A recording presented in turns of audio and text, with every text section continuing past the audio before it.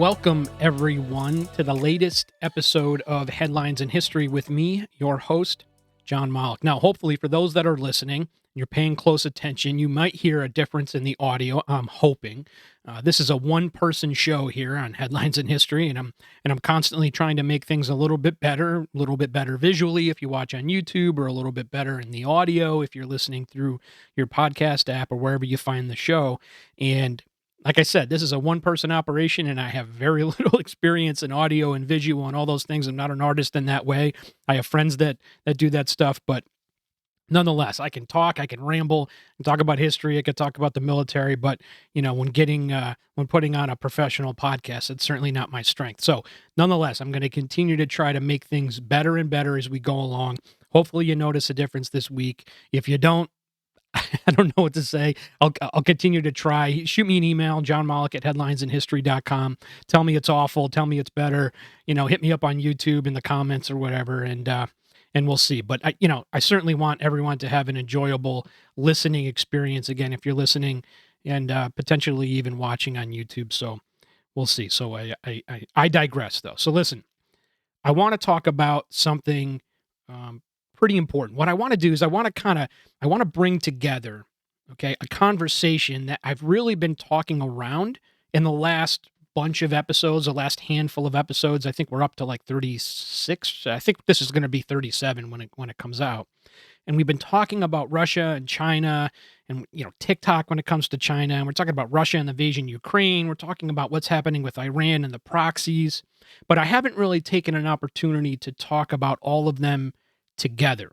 And the reason is because there isn't a definition yet. There's not a consensus as to whether these adversaries, we can call them adversaries in some way, at least with us in the United States, are coalescing around each other, if they're working together, if this is a new axis of evil, if you will. Sometimes it's called the axis of ill will, those that are involved in ill will right now. But I want to dig into whether that is the case, whether this is really an axis, if it's a coalescing around a single entity, or if it's just individual states operating with their own purposes and their own intent, but kind of having a relationship of convenience with which isn't something that's kind of coming all together. So I want to talk about that. We're going to talk about this greater landscape. And then in this discussion, I want to talk, which is the core of it, and that is the United States stance on this, or in regards to this conflict, and what that means for the greater role of the United States across the world. I think we're in a time now where the U.S. is being treated a little differently than it has in the past. I wouldn't say it's a unique difference. I wouldn't say today has never happened before, but the United States relationship with the world kind of ebbs and flows. It goes up and it goes down, and it obviously revolves around all the different things that are happening overseas. And so I think we're in one of those fluctuation points. But then I also want to talk about whether it's a, quote, good or bad thing that the United States is involved as heavily as it is across the globe, and whether we should be involved in policing, if you will, everything that's happening across this entire earth, and whether we should even be involved in policing everyone else and creating a security framework like we have, again, since the end of World War II, which we'll talk a little bit about. And so, but that second topic is kind of big. So I don't want to jam it into one conversation. I think there's enough to talk about to kind of split this into two. So this week we're going to talk about those countries, this new axis, if you will, and the U.S.'s stance on those countries, whether we're maintaining our status, if you will, and then whether any of that is even a good idea. And we'll talk about that next week, okay? As I always say every week, or at least I try to remember every week, all of my opinions are my own. I don't talk for the government. I don't talk for the Army. I don't talk for the National Guard. Anything we're talking about here is just my opinion here on the podcast. Take it or leave it. Certainly, it's based on my experience in the military, intelligence, and law enforcement fields for as long as I've been in those. But I'm just John here rambling on about what I think is true and right. And again, no contact or no relation to the government whatsoever. So let's dig into this a little bit. So as I stated in the beginning, what we're looking at is a few different conflicts that the United States is either directly or indirectly involved during this epoch, which is a bit unstable. Right? This isn't the 1990s per se. This isn't when things were relatively peaceful. We had Kosovo and we had some tragedies in Africa and Darfur, and but generally speaking, once the wall fell, and the wall meaning the Berlin Wall in '91, and the Soviet Union collapsed, and there was no one else to stand up against the might, the economic and military might of the United States, we entered kind of like a relatively peaceful time. And we could also say that's been consistent really since the end of World War II. If we're just going to look back into history into the beginning of the 20th century until now, right? 120-ish, 130 years. We had the First World War in 14 to 18, then we had the Second World War just a couple decades later. We had some craziness with the growth of fascism and racism and all these things in the 30s, which we've talked about numerous times on the show. Then we have World War II, obviously 39 to 45. And then right after that, we have a little bit of the Korea 50-53. But that wasn't even really, I mean, that was kind of a police action in a lot of ways. And yes, there was conventional fighting going on, but really nothing like World War II. And we can complain about Vietnam being a catastrophe for the United States and for the Vietnamese people, even Cambodia, but nothing like a world war. And then what? We have the Cold War. But the Cold War wasn't hot in that way. We had a lot of spy activity, we had a lot of espionage, we had a lot of counterintelligence, we had all those stuff that you read about in books between us and the Russians and the KGB and the CIA and all those fun things. But again, nothing like we saw in the world wars. But these conflicts that are popping up today with a resurgent China that is now really finding its feet, and it has for a couple decades now, but really now becoming the second largest economy in the entire world, as we see continuously building up its military technology. They've already invested in a couple aircraft carriers. They want to be able to dominate the sea in the same way that the United States does, and Britain in a lot of ways. We see one country, some people call it European, but Russia invading Ukraine without any legal authority whatsoever, for reasons half of which are made up, and the other half are exaggerated, to a point where it's laughable. And then we're back in the Middle East as well, like with an upheaval. Now you can claim that that's really been the case for a long time now, but nonetheless, it's really been ratcheted up over the last decade with Iran supporting multiple proxy elements. As we've discussed, Hamas, Hezbollah, the Iranian-aligned militia groups in Iraq, which have taken a stronghold since the end of the invasion and the United States pulled out. And then the Houthis fighting a civil war down in Yemen, but now are focused mainly on attacking shipping in the Red Sea. So all of these things are happening. And again, we have some lesser issues down in Venezuela.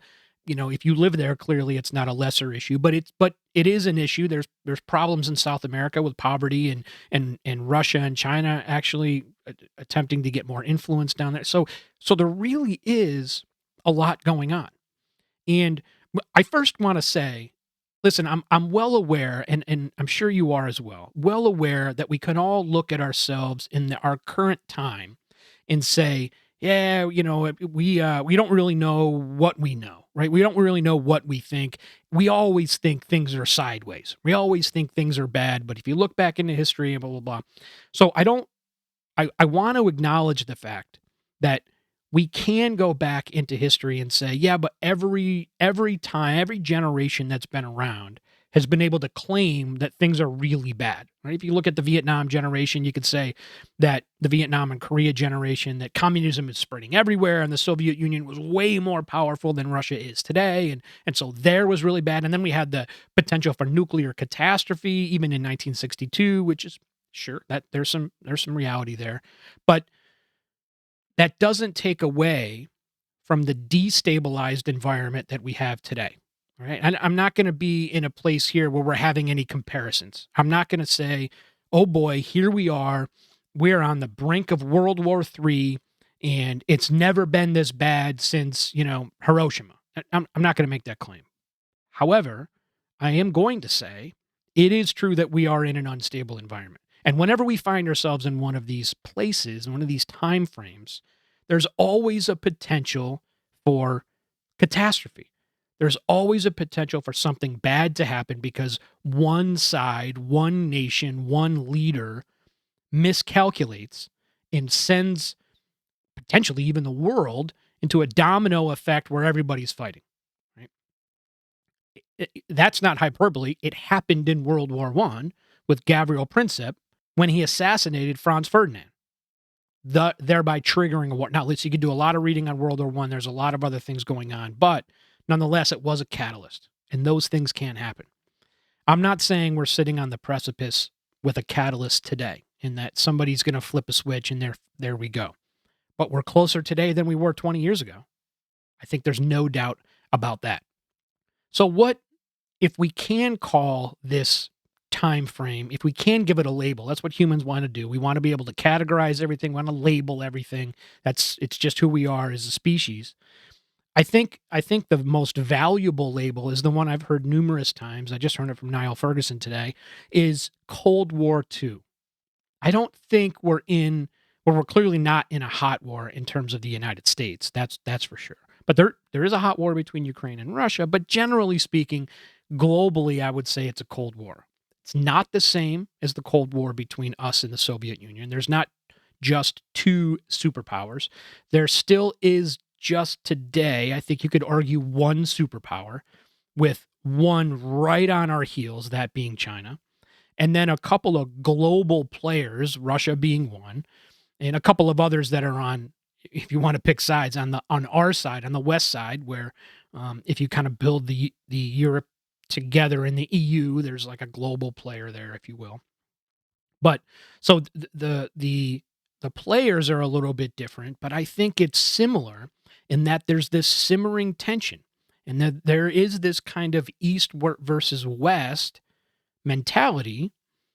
And clearly we're up when it comes to counterintelligence. We've been talking about that for months now on the show. We talk about TikTok, and we all know what China's doing to insert collection strategies and collection technologies inside of their EVs and their technology, and then sending it all over the world. We all know this stuff, right? We know China is watching our military bases. This is all in the news. This is nothing secret. We all know that Russia's trying to meddle with our elections, not just ours, but Moldova and other places. Iran's doing the same thing. So it's, behind the scenes activity that's really kind of poking and prodding around, but there isn't really any direct threat that we're going to end up in a World War III type event tomorrow. Now, one difference I want to make too, and I'm becoming, the more I read about this what I'm about to bring up here, the more it seems pretty convincing to me. As bad as nuclear weapons may be, and clearly they're devastating, that is inarguable.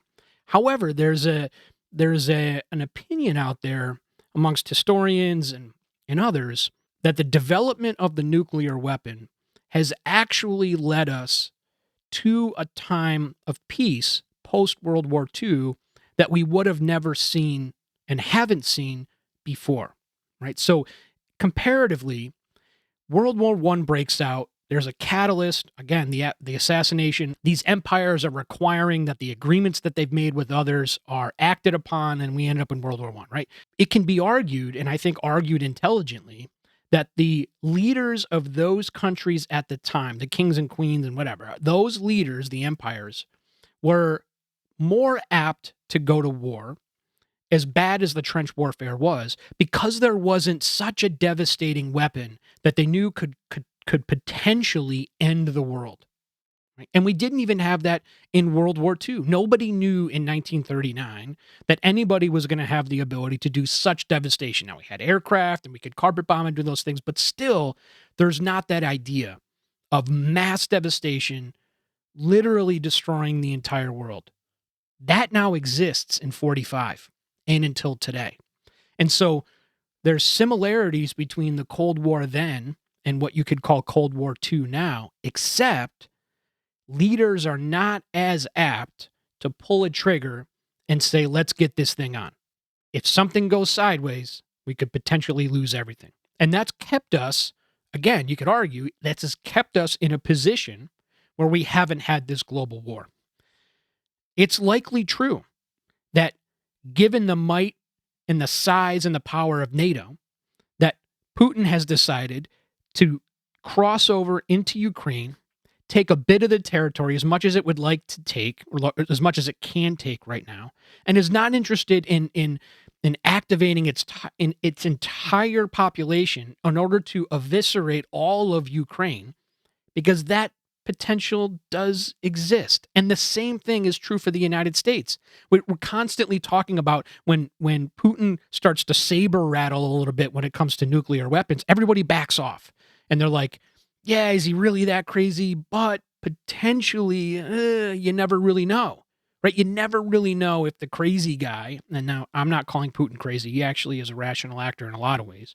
But well, I will call in some ways the Ayatollah crazy. You never know if nuclear weapons were to get in the hand of somebody crazy, Kim Jong-un, right? Perfect example. If he's going to use them, and even crazy people don't want to use them. Kim Jong-un and his father and his grandfather, because you just never know what kind of devastation you can bring, and nobody ultimately really wants any of that. So we find ourselves in a better place. So there's some similarities to the Cold War and some differences. Okay, now 1962 is a bit of an anomaly in the first Cold War for a lot of reasons, but it's a perfect example that demonstrates the danger clearly behind using nuclear weapons and how everybody is afraid to do so.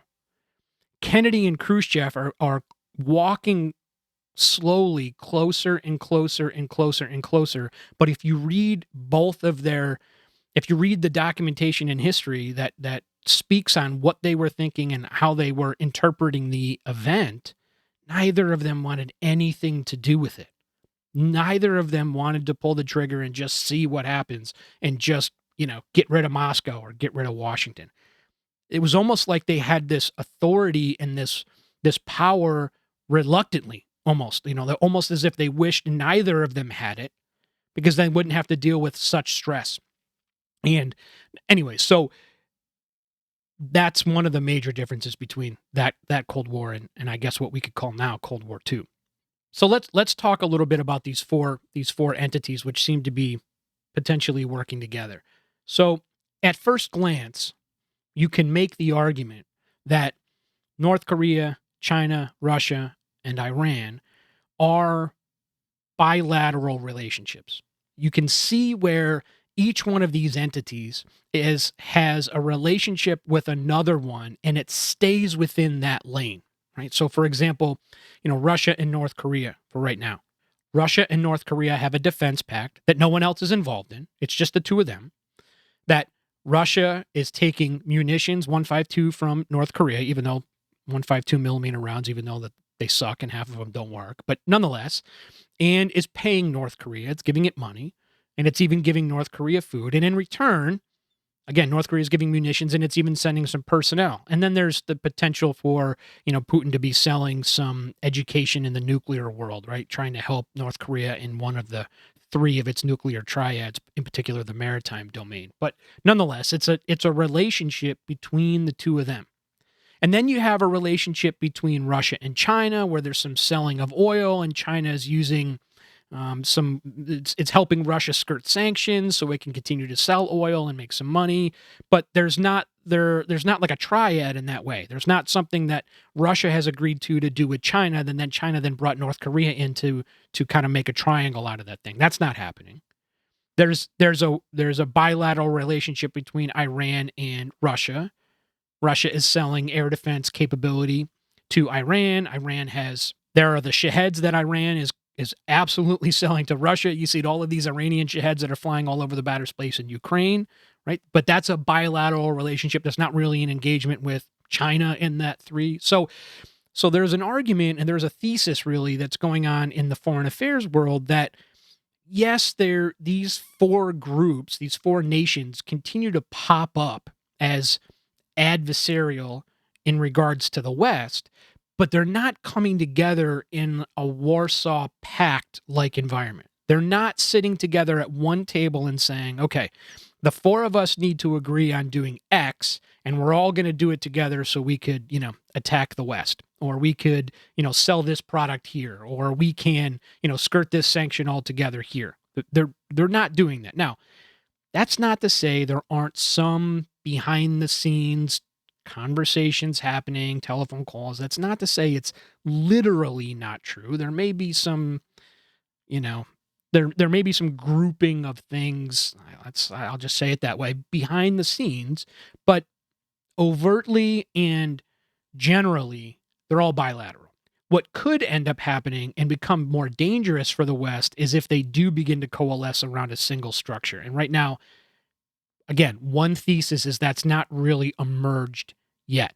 What has come together, however, is what's called like a shared discontent with the West, particularly the United States, amongst all of these players for different reasons specific to themselves, but a greater general reason, and that is the United States is not minding its own business.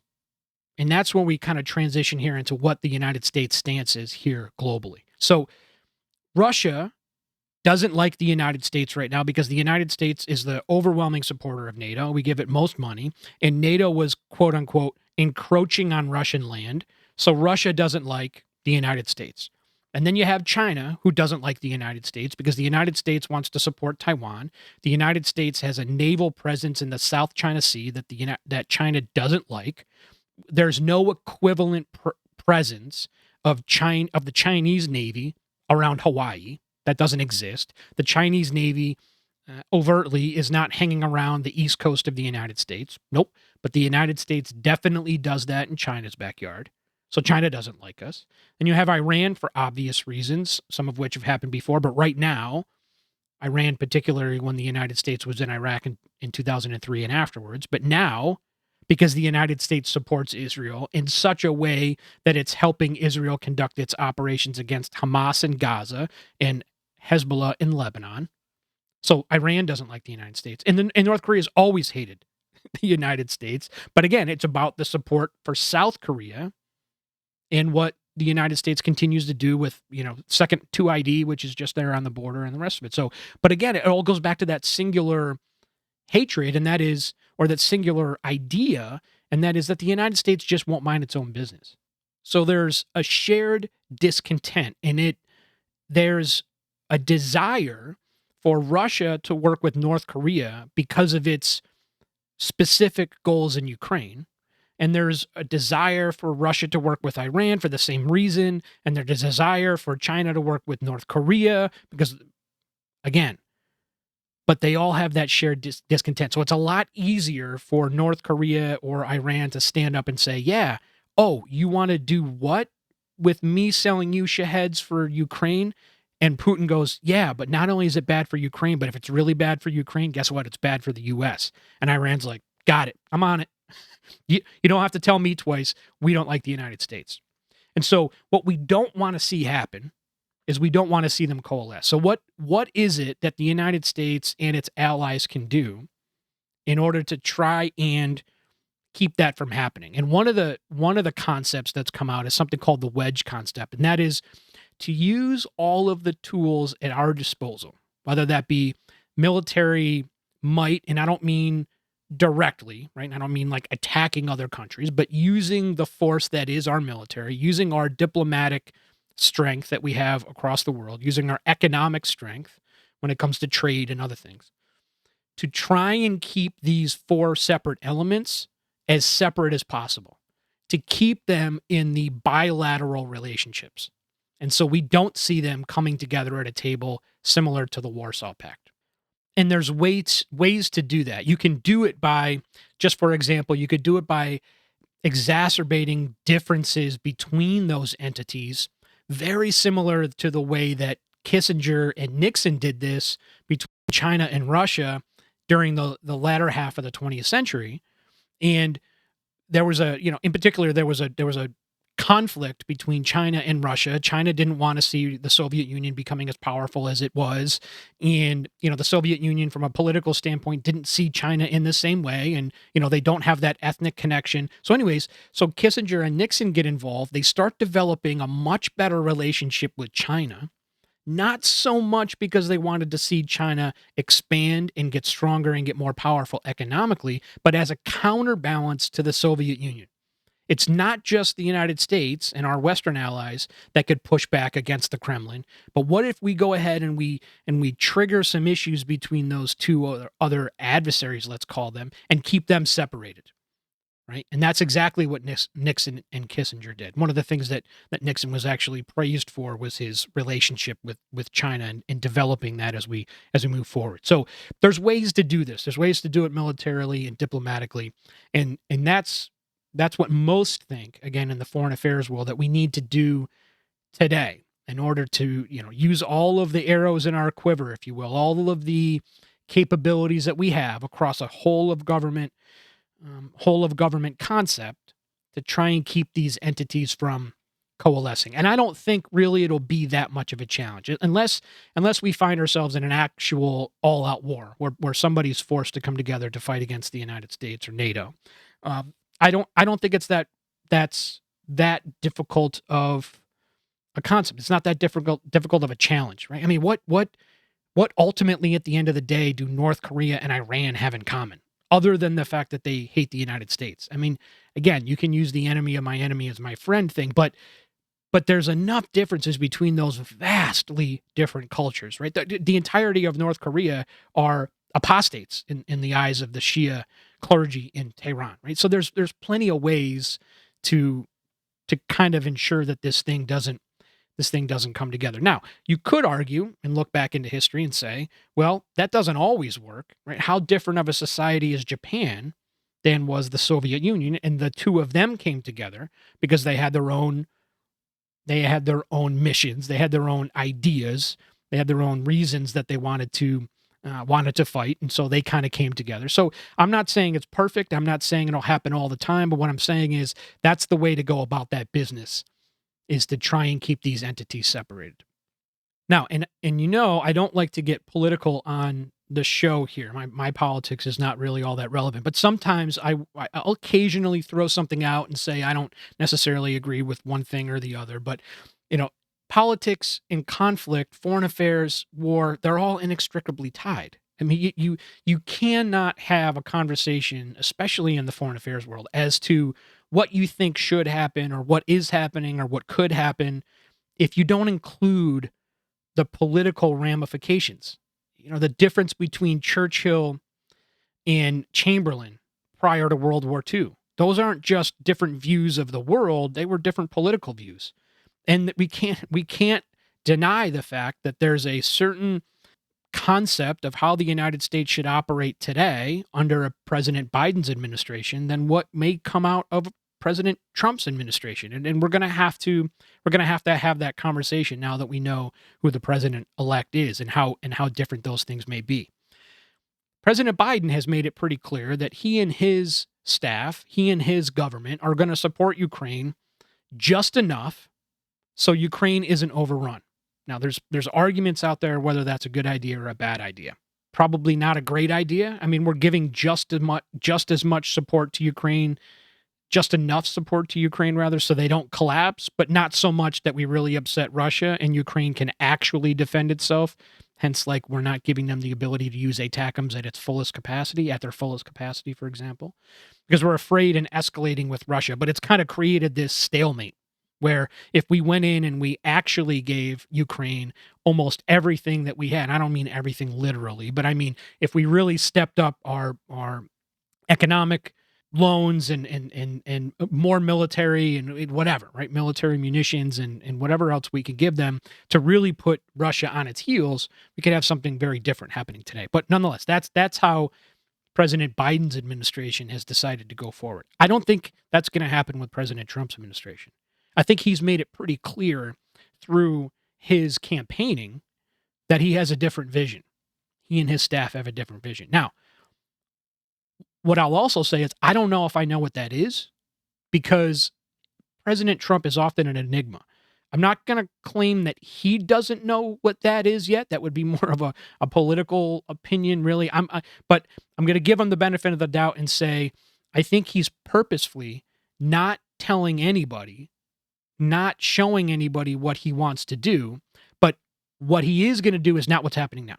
I think it could go one way, which is President-elect Trump has talked about continuing to force an increase in GDP spending throughout NATO and reducing the amount of money and munitions we give Ukraine, potentially helping trying to get to a peaceful resolution of some sense. And I think he's way more willing than President Biden and his administration to accept some type of a ceasefire that includes Ukrainian territory ending up in Russian hands. The problem that the Trump administration is going to run into there is that that's never going to be on the table for Zelensky. So I think Crimea is kind of an anomaly. I think potentially Zelensky might be okay with that. I mean, Crimea has been gone really since 14.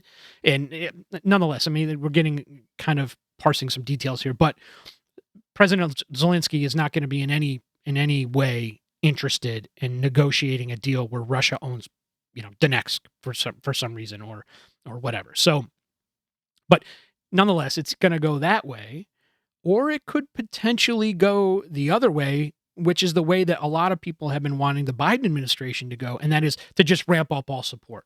I mean, if you see who President-elect Trump has nominated for his Secretary of State position, which is Marco Rubio. He's kind of a hawk when it comes to foreign policy, particularly with Israel, but still a hawk nonetheless. And his national security advisor, he's definitely a hawk on Ukraine, that we could be talking about flipping the script and going full out. When I say full out, again, more money, more munitions, those type of things. I don't think we're going to continue with the status quo.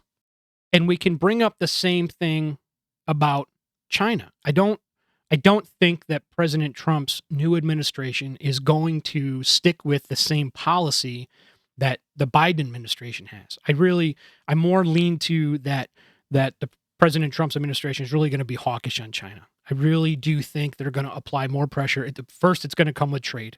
It's going to come with tariffs. I think he's made that pretty clear. I don't think there's any argument as to whether he's going to implement those policies or not. He's clearly going to implement tariffs. And I think he's going to be more hawkish on China as well. Even though ultimately President Trump, I don't think, wants to get himself in any type of an actual war. I don't think he really wants to send the military overseas to die in combat. I don't think that. But nonetheless, he does want to be seen as powerful and decisive, and I think he'll do that both on one side and on the other. Russia on one side and China on the other, and we'll see what happens with that. And he's definitely going to be hawkish on Israel. I mean that I think is inarguable, right? He was hawkish on Israel when it was during his first administration. I mean, he was the one that pulled the trigger, if you will, on Soleimani outside of Baghdad airport in 2020. He was the one that allowed for the moving of the embassy from Tel Aviv into Jerusalem, which, by the way, has actually been an American policy for decades, but no president has actually made it happen. It was just President Trump who did that. So it wasn't like it was an original idea. And then you have the Abraham Accords, which, by the way, I think is one of the foreign policy wins that President Trump had when he was negotiating with, through his staff, was negotiating with Prime Minister Netanyahu and coalescing these Gulf countries together and really trying to ostracize Iran. So I do think the chances are likely that he's going to be a bit more hawkish when it comes to these conflicts. But with all of that being said, so it's going to change in the next 4 years. I think we've made that clear. But we can't do everything all at once. And this is where the isolationist argument comes in, which there is a pretty strong isolationist argument, particularly on the American right, politically. And that question that I brought up at the very beginning of our conversation is that, can the U.S. maintain its stance where it stands today? And I think what President Trump would say, future President Trump would say, is no. We can't continue to pay what we're paying and get involved in the way that we're getting involved for as long as we want because we just don't have the resources, we don't have the money, we don't have the munitions capability right now. We just can't do it.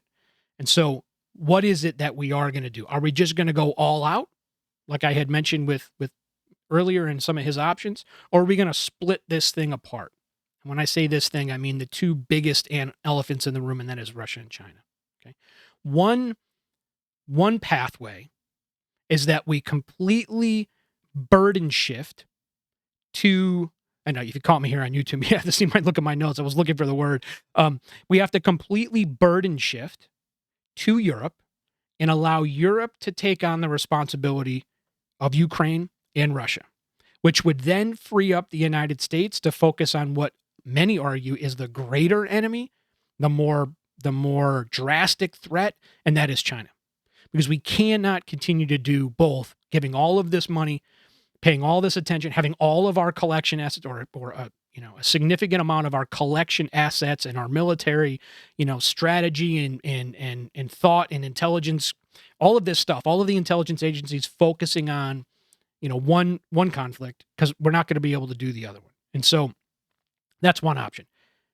Shifting responsibility over to Europe for Russia so we can focus on the bigger animal. The other option is to ramp up against Russia in Ukraine to such an extent that China is watching.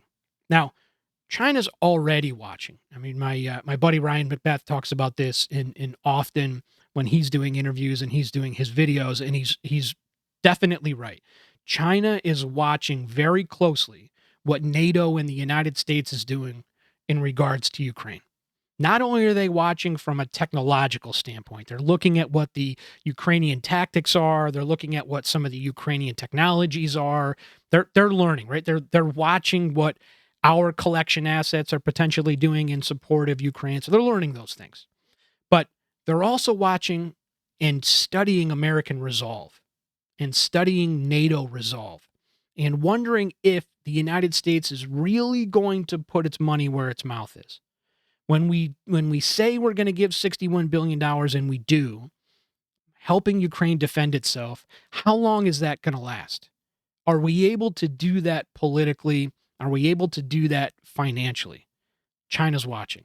So the question is, do we continue to do that and ramp that up even further in the hopes that China then takes a little bit of a step back? And it says, boy, the United States did kind of help out Ukraine a little bit during the Biden administration. It definitely stood up. I mean, it's giving more than anybody else. So they're a little bit into their resolve. I kind of see where they're coming from. They seem to be a player. But now look at the new administration that came in. The United States is looking to go even further, right? Do I want to mess around in the Pacific in the same way I am today, knowing full well that the U.S. is full go on this thing in terms of Ukraine? So they're watching. I don't know personally what the right answer is.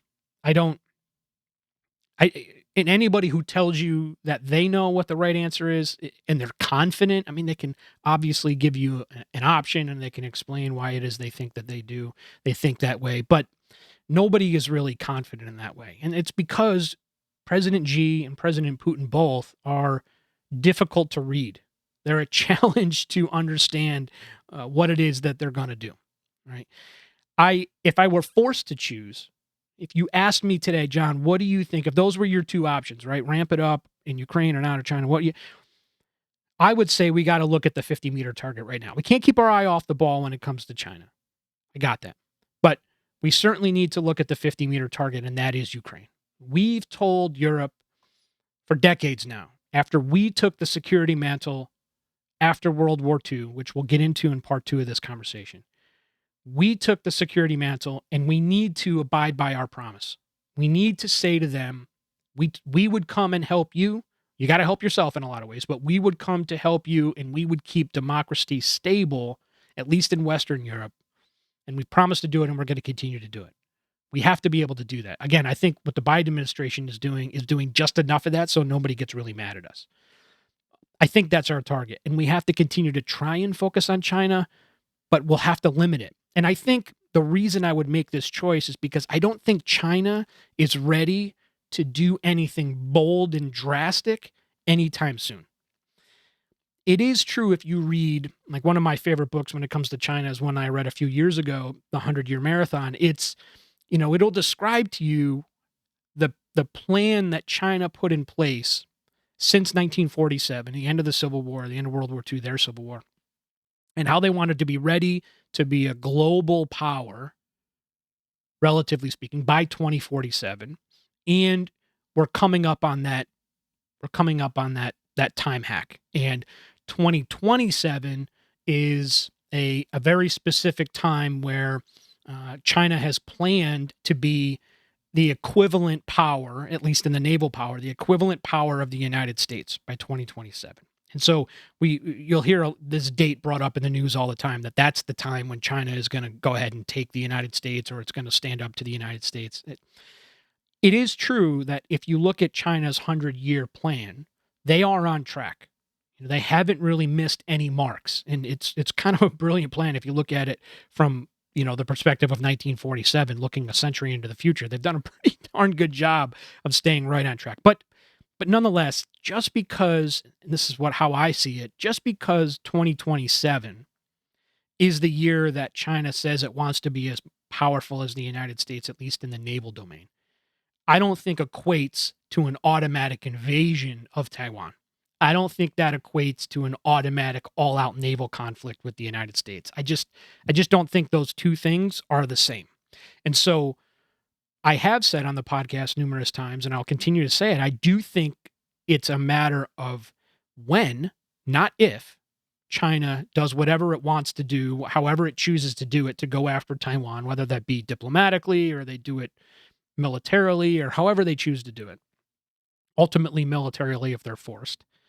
That's going to happen. I don't think it's in 2027. So my point is that I think we've got some time when it comes to China. I think we can look into the future to 2024. I think we've got till at least 2030, probably.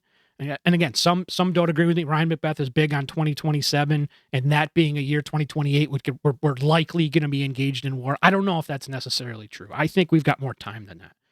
And so I think we can stay the course when it comes to China. We can continue to collect. We can continue to rebuild, maintain our naval strength, if you will. We can continue to build up on our army, our ground war capabilities. We just opened a new TNT factory, or going to build one in Kentucky. So for the first time, we're going to be generating TNT here in the United States, first time in decades.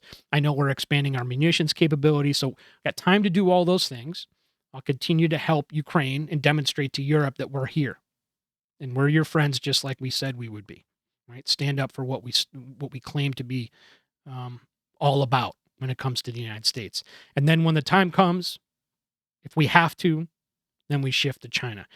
Because if the events in Ukraine are still happening by the time it comes to 2030 or whatever it is, when we have to engage in China, then it's going to happen anyways. Right? Like nobody wants to fight a two-front war. So let me say this differently. Like nobody wants to have to deal with that, because then now you're talking about all-out global war, right? The United States is going to have to activate everything that it has to activate if it finds itself at war with Russia and China. That's clear. Okay, nobody wants that. So don't shift everything to China right now, because the war's not there now. Right? Keep it focused on Ukraine, and hopefully we can get that conflict to fizzle out, if you will, or come to some type of a conclusion by then. And so when the time comes when we have to deal with China, we can deal with it singularly, right? I mean, again, if we're forced to have to do both, it's going to be bad, and we're going to have to spend a lot of money, way more than anybody else wants to, even hawks that want to deal with what's happening overseas, but nonetheless. And what do we do when it comes to the Middle East? I mean, I'm absolutely on board with the fact, this is not an opinion, the fact that Iran is the destabilizing force in the Middle East. Right? I know there's people out there that say, well, if the United States just minded its own business and it stayed at home and blah, blah, blah. Again, we're going to talk about this in the next episode, so I don't want to get too far into it. But I don't think that that's true. One, I do think that the United States has certainly made mistakes, but the United States is not the destabilizing factor in the Middle East today. That's Iran. Iran is funding proxy groups all over all over the Middle East because from a regime standpoint, again, I'm not including the Iranian people here. From a regime standpoint, they hate Israel. I mean, it's in the charter, right? They talk about eliminating Israel from the map whenever they have the opportunity. You've seen the pictures of the IRGC marching in Tehran with the Star of David on the bottom of their shoes. That's not made up. That stuff happens. I had a picture of that hanging in my office when I was in, and a lot of pictures, but one of the pictures hanging in my office in Kuwait in 2020 was of that picture there of the IRGC stepping on top of the Star of David, because it matters to what's happening in the Middle East. Okay, and they're funding the proxies in Yemen. They're funding the Houthis, and they're funding the IMEG. You know, we talked about all this. Once the regime in Tehran, and hopefully it comes sooner rather than later, once the regime in Tehran is gone, there's the ability to have more stability in the Middle East. The Abraham Accords have demonstrated that. Right?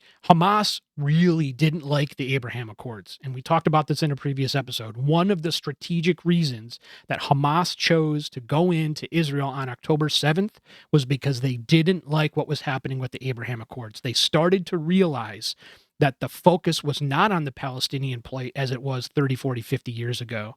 The focus was on Israel building economic relationships with the Gulf countries and potentially building an economic relationship with KSA, with Saudi Arabia. That being the ultimate goal. The United States would love that to be one of the goals. And then what really happens to the Palestinians, right? And Palestinian cause, if you will. And so Iran is fighting very heavily to put that back on the map, to put the Palestinian cause back on the map, and to just continue to try and get rid of Israel at all costs. At all costs. We need to stay the course in that way. We need to allow Israel to defend itself. Israel's not perfect. Israel makes poor choices. I see the indirect fire, the air launched ballistic missiles, or not ballistic missiles, cruise missiles. I see the fighters taking shots in downtown Beirut. I see the civilians that are dying. I'm not in the war cabinet room. I'm not in the war planning room. I'm not making decisions for Israel. So I can't say, whether they're doing tactically, whether they're doing the right thing. Okay. I just don't know. I'm not there. I got to give them the benefit of the doubt. What I will say from afar, it does look a little dirty. I'm sorry to say that. I'm a supporter of Israel, again, from a defensive nature. I believe Israel should exist as a country. I do believe that the Palestinians deserve a place to live, just like I believe that the Kurds deserve a place to live. It's not just about Palestine. But nonetheless, looking from afar and not being privy to the war decisions, it does look like there's some maybe some poor choices that Israel's making. But nonetheless, we've got to be able to stand behind our partners and allies in the region, Jordan, Saudi Arabia. They're imperfect partners, but they're partners, Jordan, Saudi Arabia. We need to continue to support Iraq and its fledgling democracy. We need to continue to support Israel to allow it to defend itself. And we need to pressure economically, militarily, whatever it is, push back against Iran, because Iran's ultimately the problem. And so that's gonna maintain the same status under a future Trump administration like it is a Biden administration. But potentially with a ramp up, we'll see. I do think that Prime Minister Netanyahu does have a better relationship with President Trump, with future President Trump, than he did with President Biden. They may have had a great relationship in the 70s and the 80s. They don't have that great of a relationship today, and that's been played out in the news. So, okay, that's the conversation today. Part one. Can the U.S. maintain its stance globally? I think that we can. I think that we can shift, as we talked about. I think that we can shift to ramping things up in Ukraine and really allowing them to defend their territory as they should against this illegal invasion. And I think that that's the better choice than the choice of watching both Ukraine and China, because we're doing both not to our fullest capacity. So neither is getting the attention that it should. And because it's also the 50-meter target. China is not going to be the problem in the next 2 years. And when I say problem, I mean direct tactical problem. We're not going to be at war with China in 2 years. I just don't see that happening. That's not the vision that I have. So I think we can maintain our stance. I really do. And I think the thing that we should do is continue to support Europe as we have for a very long time. Now, Next week, we're going to talk about American global security, how that started, why it started, and I want to get into the pros and cons of whether we should or shouldn't be doing this. I think it's a fascinating conversation, happens all the time. I think you might already take a guess as to which side that I fall on, whether I think the US should be quote unquote meddling in the rest of the world, and whether it was a good idea to shift from a World War One-ish isolationist view to a post World War II global security view. I think you could probably guess what I'm going to say, but I want to go through all of the explanations, all of the rights and wrongs, all of that stuff nonetheless next week. So we're going to do that. All right. Thanks for joining me this week. Thanks for walking through this strategic conversation. I think it's valuable. I think it helps give us a broad view of what's going on with these four powers, quote unquote powers, this axis of evildoers, if you will, and whether they're going to be coming together or not. So thanks for joining me. Headlinesinhistory.com. John Malik at headlinesinhistory.com. If you want to email me, tell me the audio sucks and the conversation was awful or whatever. You want to join me for an interview. Listen, I've got some other interviews that are coming up pretty soon. I know we just did Lieutenant Colonel Lisa Bennett last week. I've got a surprise interview for you that I don't want to give out now. I'm not going to tell you who it is, but let's just say this is a person who was in uniform that was someone that I never thought that I'd be able to interview. Let's just put it that way. Somebody that was of such a nature, such a station, such a rank that I didn't think I have any opportunity to have somebody of their stature on the show. But I think we're going to do that. We're going to record in December, so give me a few weeks. But it's locked in the calendar, so we'll see. I think you're really, really going to enjoy that. This is a pretty high profile person that boy is going to be pretty cool. So. And then I've got some other ones lined up. I've got an author coming in, a friend from the military who's retired recently, wrote a book on counterinsurgency, and Jonathan Hackett is his name. He's going to be on. So I've got some stuff planned. So we'll have episodes where I'm rambling into the mic like this week, and then I've got some interviews coming. So I just hope you stick with us, stick with the show. I'm having a good time, and I really like seeing how we're kind of growing here slowly but surely, and getting the word out, and just having good conversations here.